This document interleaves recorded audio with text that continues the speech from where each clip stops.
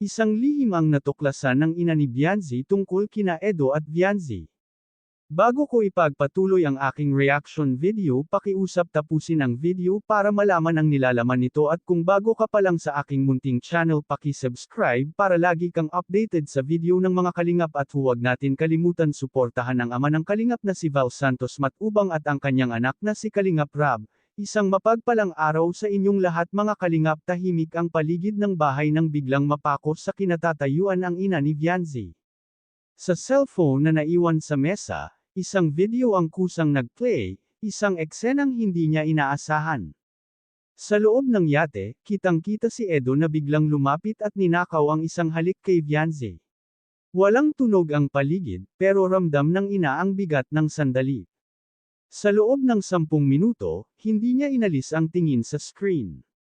Paulit-ulit niyang inalala ang tiwalang ibinigay niya, ang mga paalalang sinabi, at ang tanong na ngayon ay bumabagabag sa kanya. Alam ba ito ni Vianzi? O isa rin siyang biktima ng pangyayari? Hindi galit ang unang pumasok sa kanyang puso, kundi pag-aalala. Alam niyang may kailangang linawin, may usapang hindi na pwedeng ipagpaliban. Sa gabing iyon, isang lihim ang nabunyag, at isang desisyon ang unti-unting nabuo sa isipan ng isang ina.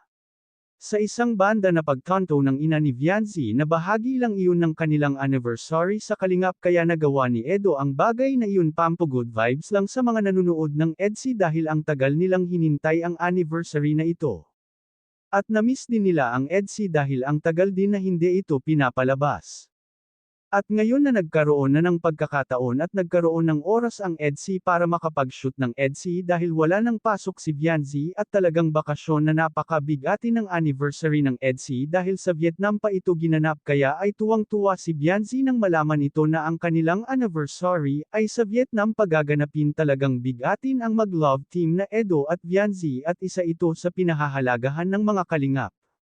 Hanggang dito na lang ang update ko mga kalingap. Maraming salamat at God bless sa inyong lahat.